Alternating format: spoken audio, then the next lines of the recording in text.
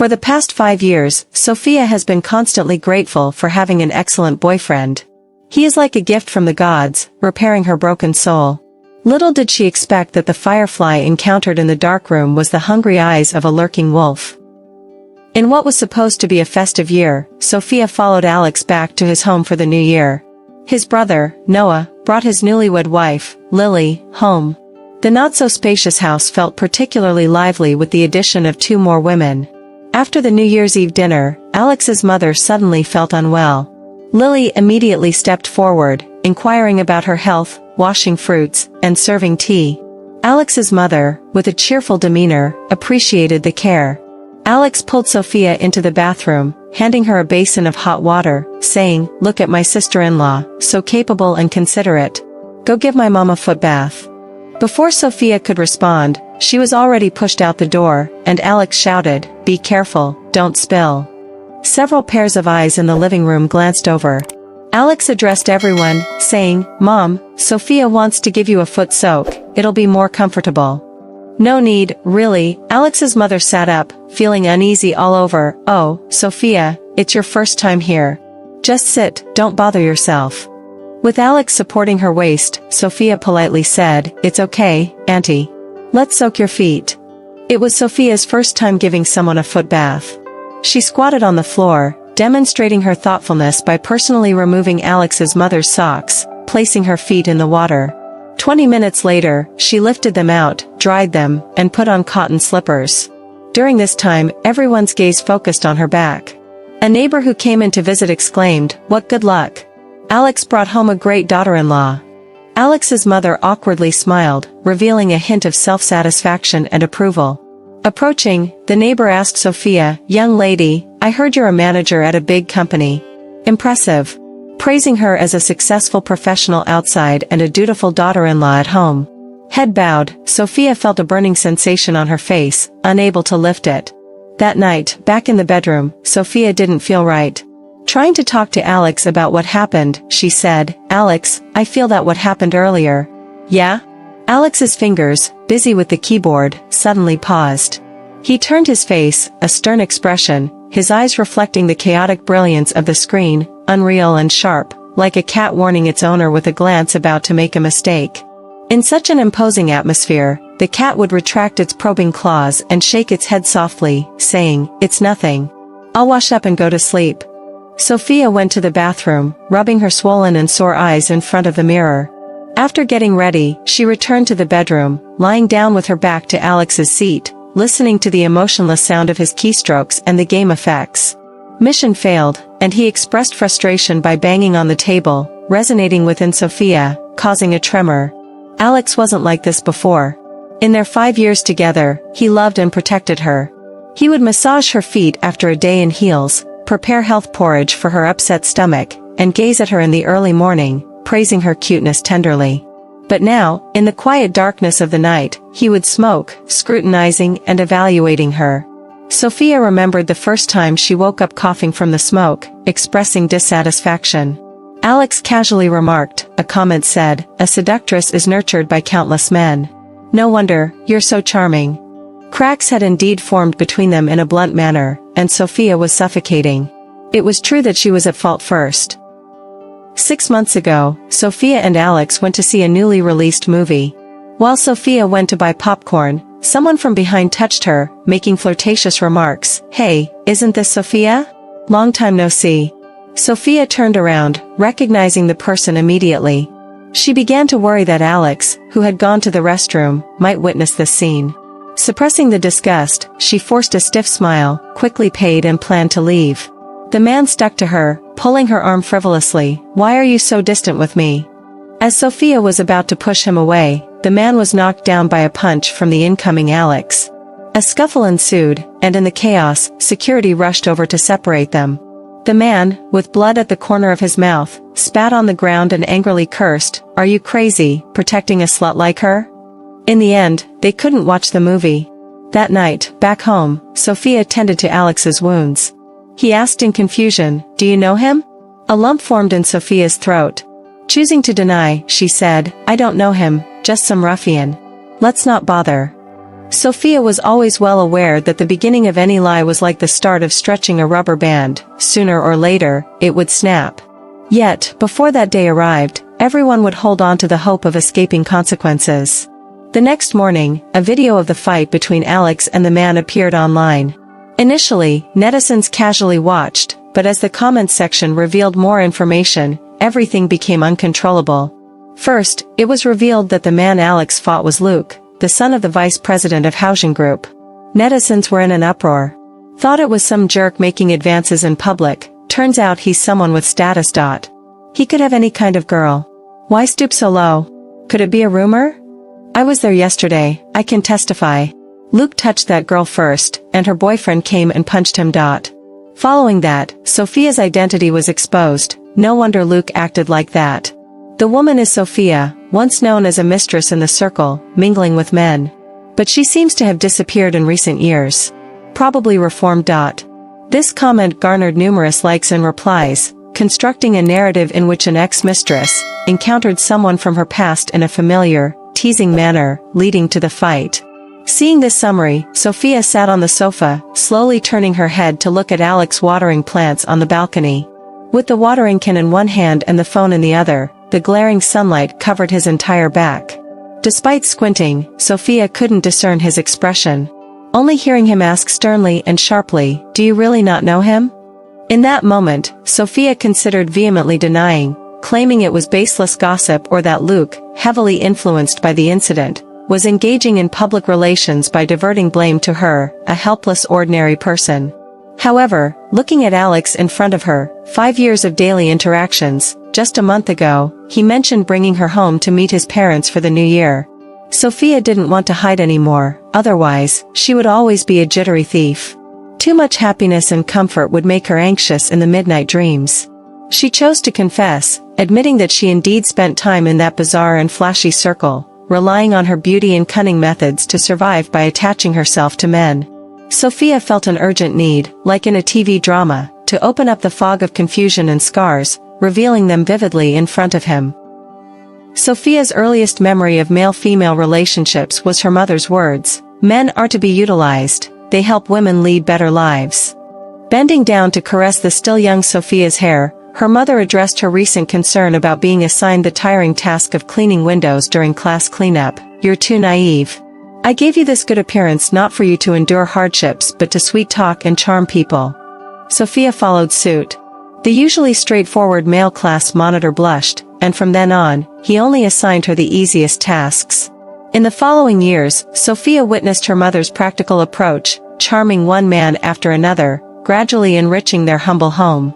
Influenced by this, Sophia received her enlightenment during her formative years. In middle and high school, Sophia earned the nickname Green Tea Girl. She excelled at using her looks to ingratiate herself with male classmates, reaping benefits. With the help of class leaders and student union officials, she gained numerous privileges, such as skipping morning exercises, returning to the dorm late, and always being the one slacking off during activities, with her fists gently tapping on the chests of male classmates. Upon entering college, during military training, while other students were still getting to know each other, Sophia was already having heated WeChat conversations with the newly appointed class monitor. She successfully obtained the title of Outstanding Soldier and the accompanying bonus. During the awards ceremony, the looks from the girls below were quite colorful. She had become accustomed to being the enemy of other girls. In her smooth and unhindered life, she regarded her mother's words as a decree: women are most jealous. The better you live, the more they envy. Pay no attention until you meet a true companion. Playing mahjong with her mother's friends, the three heavily made-up aunties, in their halter dresses and smoking cigarettes, laughed heartily. Blowing smoke rings at her, they said, "Listen to your mom, you won't go wrong." In the adult world, Sophia found her companion. The mistresses of the big shots gathered privately, playing cards and chatting in high-end clubs. In the class group, classmates occasionally shared the harsh realities of life, being fired during the internship, meager salaries, and failed postgraduate exams. Sophia skillfully lit a cigarette, her red nails particularly eye-catching. She smiled contemptuously and triumphantly. So much so that when she discovered she was the pitiful one living in a world of calculation and lies, she had already gone too far. Caught between self-annihilation and the possibility of rebirth, Sophia struggled to decide until she met Alex. Sophia won the bet. After listening to everything, Alex remained silent for a long time, finally hugging her tightly, saying, "It's all in the past." The two no longer paid attention to the buzz online. In just a couple of days, new news took the top spot. After removing the thorn deeply embedded in her flesh, Sophia thought the two of them would no longer have hidden conflicts. However, some things had indeed changed. It all started at a department gathering in Alex's company. Family members were invited, and after a lively round of drinks, someone suggested sharing love stories. As everyone took turns sharing and laughing, when it came to Alex and Sophia, seeing that he wasn't going to speak up, was about to share when he discreetly squeezed her hand under the table. The others were all somewhat tipsy, easily diverted from paying attention. After it ended, the two walked home. Sophia took a step in front of him, walking backward. In the gentle evening breeze, slightly intoxicated, she asked, "Why didn't you let me speak just now? Our story must be the most special, like a plot twist, haha. Do you think only the two of us know about that video incident? My colleagues all saw it. Although I explained to them immediately that it was all rumors, how many do you think would believe me? They prefer to believe those online comments." Alex became visibly irritated, speaking bluntly, "In this situation, talking about how we met and got together, don't you find it hard to articulate?" Sophia stopped in her tracks, asking bewilderedly, "Hard to articulate? Otherwise, what? Do you think it's romantic?" Alex recalled their first encounter, coldly snorting, saying, "I was delivering takeout, and you were standing at the door trying to be alluring, and that's how we hooked up? How do you think those people would feel hearing that? It might sound like a plot twist, but it's more like a scene where a woman stands at the entrance of a brothel trying to attract customers." "You?" Sophia was shocked more than angry. Alex rarely spoke harshly, let alone using such offensive words. The wind seemed to clear Alex's mind a bit, and his expression crumbled with regret. He lowered his head and apologized, "Sophia, I'm sorry. I got confused from drinking too much. I'm sorry." Sophia hugged him tightly, her eyes dry, feeling drained but unable to shed tears. Alex's description was too harsh. In her eyes, though their beginning may have seemed casual, to her, it was the most beautiful memory in the midst of a long journey. 5 years ago, Sophia had just freed herself from her mother's brainwashing. Her mother fell critically ill, having lived a carefree and colorful life. In the end, only Sophia was by her bedside. Her mother, as withered as autumn leaves trampled repeatedly by passing wheels, desired to see a man she had followed for the longest time. Sophia, with her mother's dying wish, contacted that man. He didn't say a word but transferred 100,000 yuan. When Sophia called again, his phone was switched off. Yes, who would believe that people like us have feelings? Her mother, teary-eyed, turned sadness into resentment, saying the most vicious thing Sophia had ever heard, "Sophia, I really want to know how your father would feel seeing you like this." With her mother passing away, Sophia found a diary among her belongings. It was then she discovered she wasn't her mother's biological daughter. She was the child of her father and his lover, both of whom tragically died in an accident when Sophia was just 2 years old.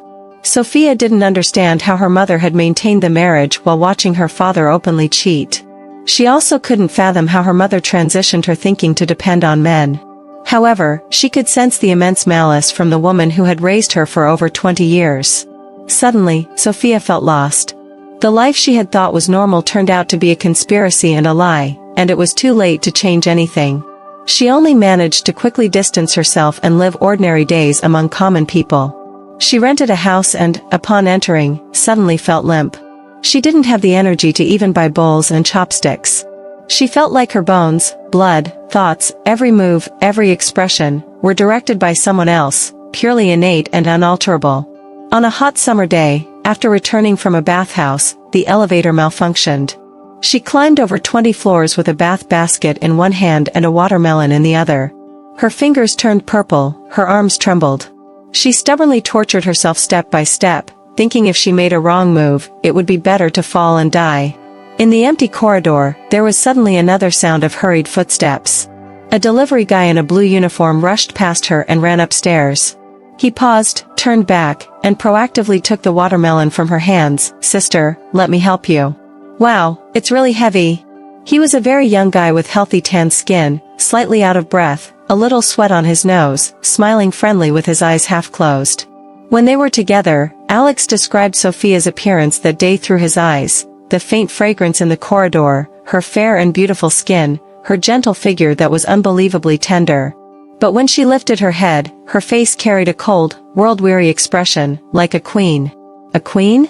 Sophia burst into laughter when she heard those two words, laughing at his innocence. The second time, when Alex delivered food to Sophia's home, he blushed secretly. Sophia leaned against the door, not taking the bag.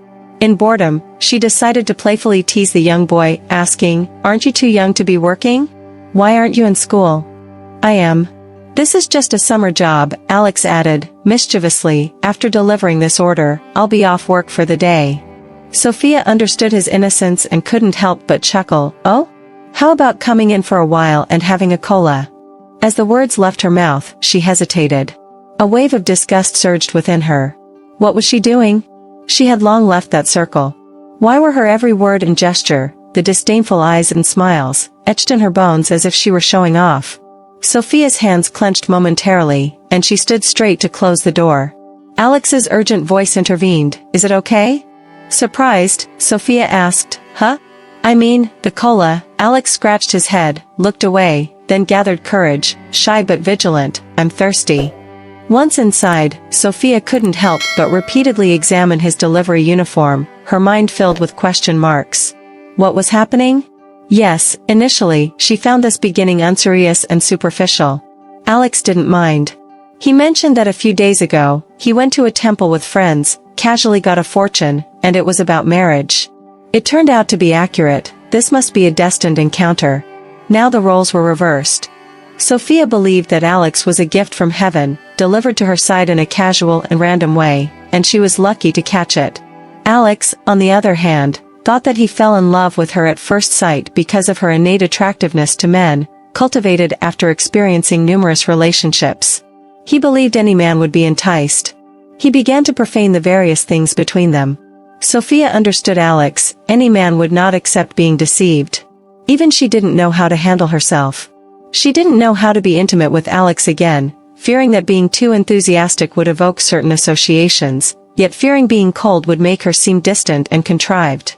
She recalled a time before they were together when Alex liked to invite her to the night market. They noticed a cat seller with a litter of kittens for sale. The kittens were sold one by one until only one was left. As it grew older, recovering from mossy fur, it didn't look as cute and remained unsold. Every night, the owner had to bring in a new litter of kittens, leaving the last one behind.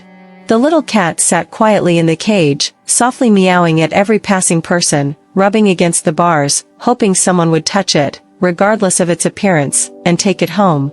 Sophia felt like that abandoned cat, having recovered from illness, sitting in a cage, hoping someone would notice, taking it despite its past. She couldn't comprehend Alex at first. He claimed that he and his friends visited a temple and randomly drew a marriage fortune, which turned out to be accurate. He thought it was destined. Now, Sophia regretted not telling Alex about her situation right away. Otherwise, they wouldn't have fallen so deep, and Alex wouldn't have harbored such intense resentment for being deceived. Now, she had once again become that timid cat. More than a month after the department gathering, Alex's employment contract expired, and the company's human resources department interviewed him. They decided not to renew his contract and advised him to seek other opportunities. Alex had been working for this company since graduating 3 years ago. Many of his peers also had contracts expiring, but he was the only one facing unemployment. Sophia couldn't understand it either. He was not a lazy worker, his performance was strong. What could be the reason for the company not wanting to keep him? Under the dual blows of emotional and career setbacks, Alex fell into a slump, spending his days at home playing games. Sophia felt sorry for him, recalling the passionate and brave young man he used to be.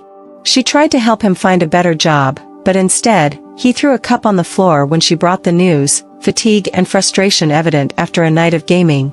He shouted angrily, "Where did you find these connections? Was it one of your former sugar daddies?" "Sophia, don't disgust me." No matter how Sophia explained, he refused to believe her. His suspicions deepened during idle times.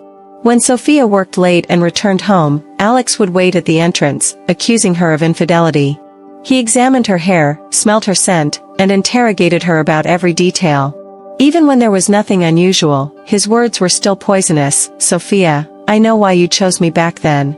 Because I was young and easy to deceive, because I had nothing to my name, because I was a poor guy working part-time for tuition. And it had to be you." Impressive.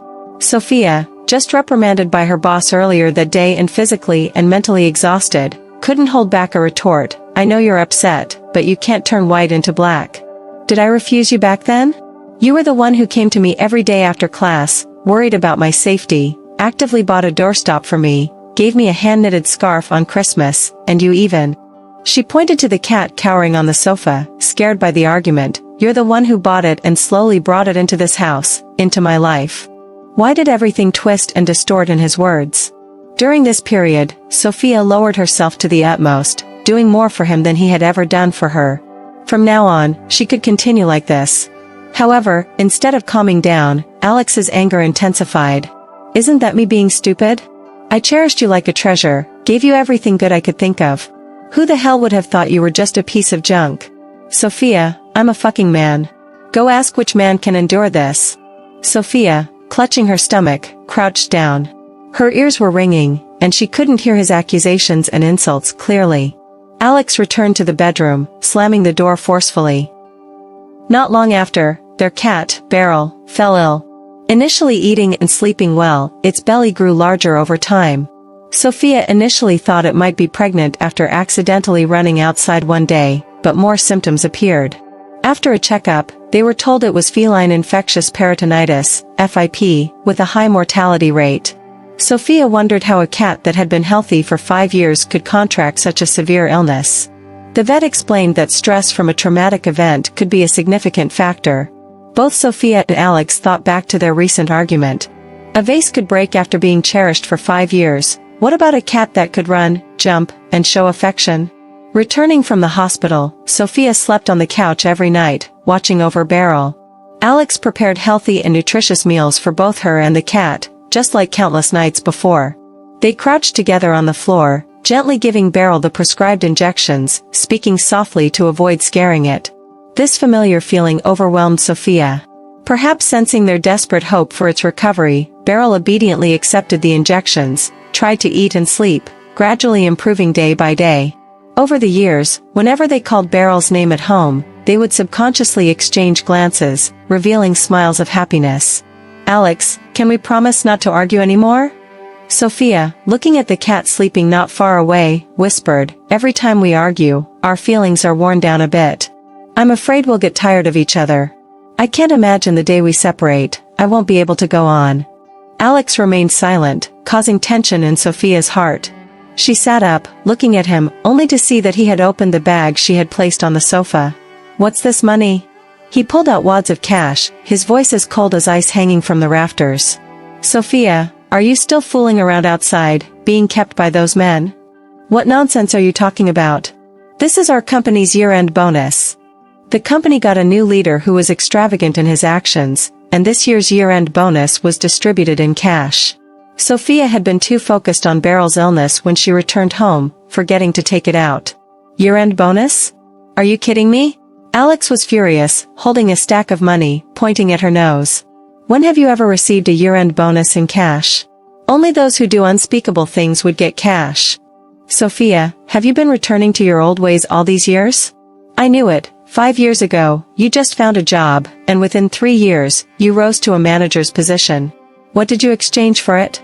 A leopard can't change its spots. You're naturally a promiscuous woman." Alex violently threw the money towards her. Sophia, who used to hate it when things were thrown during an argument, now realized that when anger and grievances reached a certain level, shouting and crying were no longer enough as a means of release. She threw her phone, and Alex overturned the round table next to him. They argued fiercely, faces red, ears burning, until a faint meow brought them back to their senses. Beryl lay on the ground as if unable to stand up. It raised its head with effort, and the light in its round eyes was visibly fading. Sophia saw the despairing aura emanating from Beryl's entire body, as well as the death of their love. She held Beryl tightly in her arms, looked up at Alex, tears flowing down her cheeks, and with a trembling voice, she said, "Alex, let's break up." That night, Beryl's condition worsened rapidly, and in the early hours of the morning, it took its last breath at the pet hospital. Sophia kept trying to call its name, fantasizing that it would open its eyes in the next second. After confirming it would never respond again, she looked at the first rays of sunlight rising outside the door, feeling a profound and bone-chilling sorrow. She thought that everything was destined, and Beryl was the bond between them, beginning and ending with it. Alex held her thin, trembling shoulders tightly, burying his head in her neck. After a while, he lifted his head, his eyes filled with struggle and pain. "Sophia, let's get married." Sophia felt as if the dead ashes in her eyes had been blown away, and some light had emerged. Holding her face with both hands, Alex repeated softly, "Let's get married, okay?" The relationship between Sophia and Alex improved in a way they had never experienced before. Sophia was grateful that she held on and appreciated Alex's proposal to, "Let's get married." No matter how much they argued, he chose not to let go of her hand but wanted to take one more step forward. A new issue has arisen. Before going home for the Chinese New Year, Alex gave Sophia a heads-up by getting vaccinated. However, Alex's parents are not supportive of their relationship. Alex mentioned that he had actually informed his family about their relationship long ago. His parents, being traditional, have reservations about Sophia due to her lack of parents and age. With a 5-year age difference, Alex being 26 and Sophia 31, coupled with the recent incident of the fight, his family's suspicions have intensified, making them even more opposed to the relationship. Alex advised Sophia to behave well, aiming to change his parents' opinions and smooth the way for discussing marriage. His well-thought-out plan involves Sophia taking the initiative to talk to his parents. She would offer to pay the down payment for the house and have the property registered in Alex's name. "I have a sister-in-law whose family is much better off than ours. When they were getting married, my parents went all out, using all the family savings and borrowing a substantial amount of money to buy a house, a car, and organize a grand wedding. Now they are worried about how I'll manage my affairs in the future, often sighing about it. If you suggest not having a dowry and offer to pay the down payment with the house registered in my name, my parents will be thrilled. Don't worry, it's just a strategy. I will work hard in the future and take on the responsibilities." Sophia, not particularly sensitive to money matters, yearns for love in her meager heart. To gain acceptance, she takes on extra responsibilities during the Chinese New Year festivities. She washes Alex's mother's feet on New Year's Eve and wakes up early on the first day of the year to help with dumpling making in the kitchen. She also contemplates raising the topic of buying a house. Unexpectedly, Alex's mother beats her to it, saying, "Sophia, after the New Year, find someone to pick an auspicious day, and let's arrange your marriage with Alex." Sophia, caught off guard by the immediate mention of marriage, hesitates in responding. With an apologetic expression, Alex's mother continues, "Auntie knows we've inconvenienced you a lot, but both his dad and I don't have the means to buy another house. How about this? We can redecorate this house for you as a bridal chamber. We understand young people don't want to live with us old folks. His dad and I can go rent a place." To be honest, since he was a child, we've always focused on our eldest son and everything. We neglected Alex too much, resulting in his poor academic performance. He couldn't even get into a good university. Alex's mother looks pleased, but Alex is blessed to marry such a good daughter-in-law like you. A bomb explodes in Sophia's mind, and she maintains her composure, saying, "His university is quite good, isn't it? What good can come from a second-rate university?" Sophia, realizing the situation, tries to probe further. "Auntie, I thought you and Uncle didn't like me. There were some things online." "That's just people online talking nonsense with nothing better to do. We don't believe any of that. You and Alex have been dating for 5 years, how can we not trust you? Don't take it to heart, it's all in the past." Alex's mother's attitude doesn't align with what Alex had told Sophia about his parents strongly opposing their relationship. Furthermore, wasn't Alex a graduate of a prestigious university? Why would Alex's mother call it a second-rate university?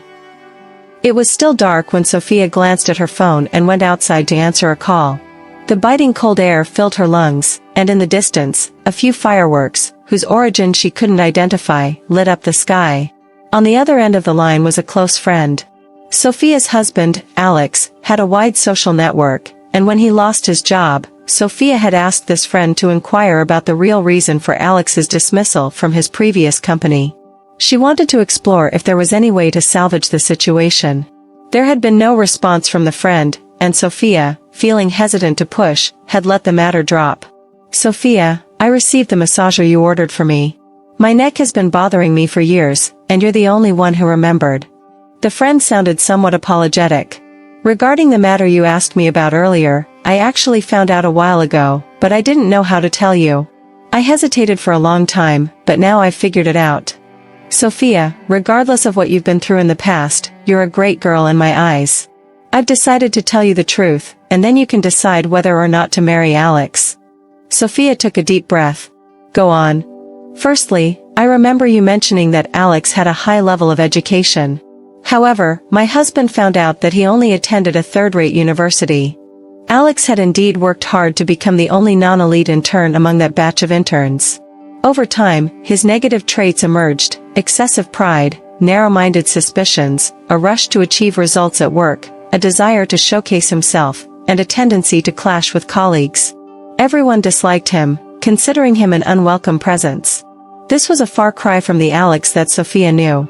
In her eyes, he was gentle, considerate, emotionally rich, capable, and only lacking a bit of luck. When they first met, he introduced himself as a student at a prestigious university of science and technology, often sharing details about courses and interesting events. In the meticulous details, from cafeteria meals to books missing in the library, documented in the photos he casually took, she believed him wholeheartedly. At that time, she had just landed a job and was busy adapting, never considering visiting his university. Sophia believed she knew him better than anyone after being together for 5 years. Now, she was shocked to realize that everything might have been a disguise. He not only presented a facade of a highly educated individual but also claimed that his family disapproved of their marriage, aiming to persuade her to contribute money to buy a house for approval. What else was fabricated, and why? Sophia's clarity of mind was unlike anything she had experienced before. Since Alex learned about her past, his attitude and behavior changed abruptly. She had assumed that, from his perspective, he needed time to process and would eventually return to his previous self. However, she hadn't considered that perhaps the current version of him was the real him. "In the cold outside without a jacket? Aren't you freezing?" Alex walked up from behind and draped his padded coat over Sophia. Sophia turned around, looking at the man's face before her, and found it strangely frightening. Unaware of Sophia's feelings, Alex couldn't contain his excitement and revealed his purpose. "Did you talk to my mom about the house this morning?" Sophia, now composed, felt the warmth of the coat. She was always moved by these details that didn't require much effort, and Alex knew this about her. It indeed made financial sense for her to contribute the down payment for a piece of clothing. "Your mom brought it up herself, suggesting we renovate this house for us to live in, and they can move out." Alex immediately furrowed his brows. "That's not appropriate. If word gets out, they'll say I kicked my parents out for a house." "Yes, of course, we can't let your aunt and uncle move out. It's just a matter of one bedroom," Sophia said calmly. "I don't mind living with your parents. I grew up in an incomplete family and always admired the harmonious scenes in others' homes. Now is a good opportunity to experience that." "Your mom is right. With the current financial pressure and rising housing prices, it's better not to buy a house if we can avoid it. Having extra money on hand is always a good thing." Alex asserted, "I still think buying a house is better. This place is too old and worn out." Stubbornly, Sophia insisted, "But you don't even have a job now. We can't afford a house. We need to be practical." This statement was like a soft nail, hitting Alex hard. He instantly sharpened his tone. "I get it. Are you afraid of spending your money all the time? I've told you, this is temporary. Wait until A few years ago, you said the same thing." Sophia interrupted him. "In your junior year, you wanted to start a business with your senior, and you took $5,000 from me. You said you'd pay me back in the future." Upon careful consideration, Sophia realized that, economically, Alex had always relied on her. Since they got together, from daily necessities, electronics, furniture, and appliances, she had been the one handling the purchases. His contributions were often verbal promises and small thoughtful gestures to soothe her often unstable emotions. She assumed it was because she was a bit older and earned more that she should take care of more, never keeping track. Having graduated for several years, Alex hadn't made progress in his career. With just the basic salary each month, he even got fired. The prospect of him supporting the family was distant. Or perhaps, he simply didn't want to take on any responsibility. Everything fell into place. The previously ignored loopholes became crystal clear. She feared she had fallen into a trap named love. Indeed, faced with Sophia's strong stance, Alex erupted in anger once again. "Sophia, I didn't expect you to be so calculating. You remember those things from so long ago. I don't like others calculating against me. Just because I asked you to contribute some money? You're the one who's truly calculating. After having fun outside, you come to settle down with a straightforward guy like me. Moreover, what's wrong with you spending some money? Wasn't all your money scraped off from men? You keep saying you regret it, being seduced by your stepmother, yet you're tightly holding on to that dirty money." Dirty money? When Sophia left that circle, she offended people, and they thoroughly stripped her of everything. She sold the property left by her stepmother, endured those days, found a job, worked harder than anyone else. Every penny in her hands now was hard-earned money. When she confessed everything to Alex initially, she was afraid he would feel uncomfortable, so she honestly revealed all such matters to him. It didn't matter. Alex automatically filtered out her sincerity, turning her past distortions into arrows of attack. Sophia couldn't help but chuckle. She was never a pushover. In the past, she compromised for love, but now, she found it ironic. "What are you laughing at?" Alex, accustomed to seeing her yielding, suddenly felt a bit uneasy. "I'm laughing at you. Laughing at how you're clearly trash but have packaged yourself as sophisticated. Laughing at my foolishness for being deceived by such a crude act for so many years." Alex immediately felt a pressing urge to act. "Who are you calling trash? Say it again." Sophia not only wanted to say it but also to elaborate further, to poke at his core and find relief. "Alex, in your family, there are 2 brothers. Since childhood, your parents have always valued and expected your older brother much more than you. Any good things, any money spent, it's always for your brother first, and you get whatever is left. Your brother is carefree, studied all the way to postgraduate, and now works for a big corporation, married to a doctor. But you wear your brother's old clothes, your academic performance is particularly poor, and the university you attended is far from prestigious, right? You're resentful, angry, you want everything, but you lack the capability. After 3 years of effort, you messed up your job, and even the girlfriend you found is not as decent as your brother's wife." In the midst of unexpected firecrackers, countless images flashed in Alex's mind. Sophia had hit the nail on the head. Initially, alongside being genuinely attracted to Sophia, he couldn't help but have some calculations. Her every move and gesture resembled a pampered peach blossom, the most beautiful woman he had ever seen. She could afford to rent a large apartment in a high-end neighborhood, wore designer brands, and casually revealed a wealth of knowledge in her speech. Oh, and she had no parents to worry about. There wouldn't be any in-law problems with a poor guy like him. Men also have vanity. If he could win her over, it would be something to show off in front of classmates, friends, future colleagues, and parents. Even if his parents regretted neglecting him, too many years had passed. They were tightly entwined by ingrained thoughts, and their guilt was merely lip service. He couldn't compare to his older brother in anything. His brother was smarter, had a higher education, looked more handsome, and handled things more steadily. His parents took pride in him, often showing a proud expression when mentioning him, but when it came to Alex, they only spoke in superficial terms.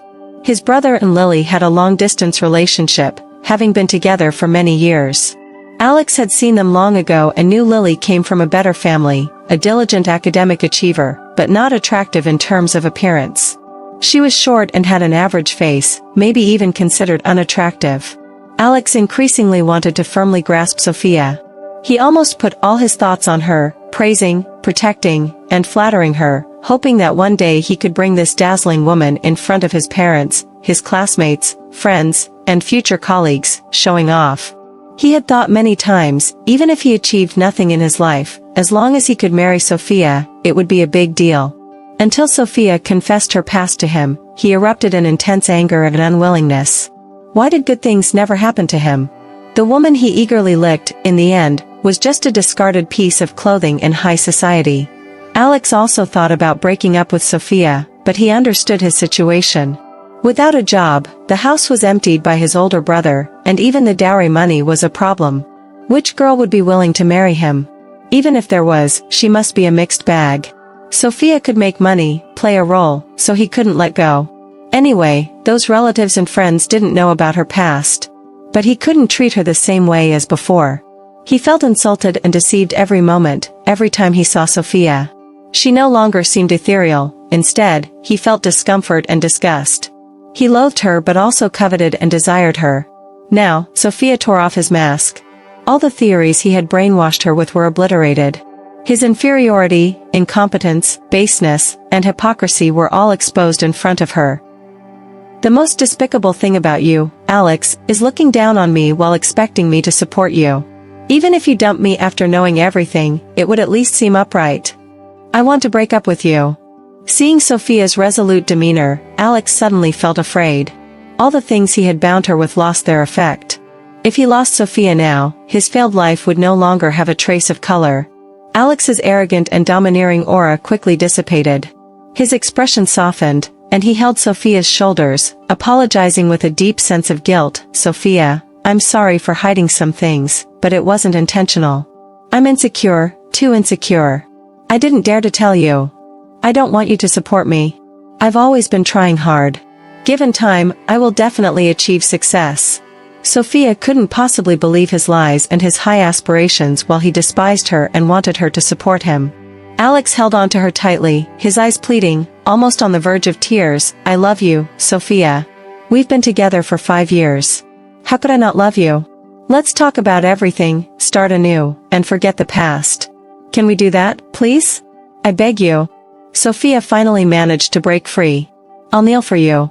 Alex shouted, already on the verge of tears as he knelt down. She instinctively tried to help him up. Alex, can't you have some dignity? Get up. Alex insisted on her agreeing to reconcile before he would stand up. Sophia stood upright, looking behind him. Someone is coming. The next second, Alex immediately stood up, pretending to casually pat his knees, feigning a stumble. He looked back nervously, frowned when he didn't see anyone, then looked at Sophia. Sophia chuckled. Alex, stop playing these insincere tricks. I've seen enough of your extremely ugly appearance. From now on, we'll never have any contact. Alex's face changed, the sincerity from earlier shattered. He gritted his teeth, full of hatred, as if he wanted to devour her. Sophia, ask which man can accept a woman like you. Besides, you're already 31, an old woman. Why are you throwing a tantrum? I'm willing to marry you, you should be grateful. Sophia responded with only a disdainful look and turned to go upstairs to pack her bags and leave. Sophia, you damn whore, dare you leave? Alex shouted. Sophia didn't expect him to get physical. He grabbed her hair, pulling her back and delivering a slap directly. It was already bright outside, with red decorations and the increasing sound of firecrackers enhancing the New Year atmosphere. Residents in the building were gradually coming down, preparing for the first day of the Lunar New Year. Shocked neighbors pulled Alex away. His mother, hearing the commotion, ran downstairs, crying and hitting him. Alex, how could you hit someone? You've lost your mind. Someone helped Sophia up. Her hair was disheveled, and her fair cheeks had red imprints from the slap. Alex didn't fare any better, bald patches in his hair, scratches from fingernails all over his exposed skin, and a cut on his forehead. The once thick sweetness in the relationship, after experiencing lies, estrangement, suspicion, verbal abuse, confrontation, and ultimately culminating in a physical fight, has completely transformed into a shattered wound filled with resentment. Sophia takes out her phone and calls the police. Alex, still being restrained by others, has a face twisted in pain. He tears through his voice to shout at her, Sophia, you slut. You're a slut. He appears so broken, desperate, and pitiful, as if stepping into the abyss. Sophia gazes at him with cold eyes and utters a soft sentence. Alex, what I am grateful for is that during these years immersed in your fake love, I never gave up on myself. When her mother was alive, she was Sophia's pillar and guide. Later, that role shifted to Alex. She always believed she was incomplete, in need of someone to accommodate and redeem her. Sophia had always been afraid of losing him. She feared the idea that the person who loved her deeply would be hurt by the part of her past that she couldn't even face. It was the life and love of an ordinary person that she had struggled so hard to attain. Now she understands that she was the one imprisoning herself.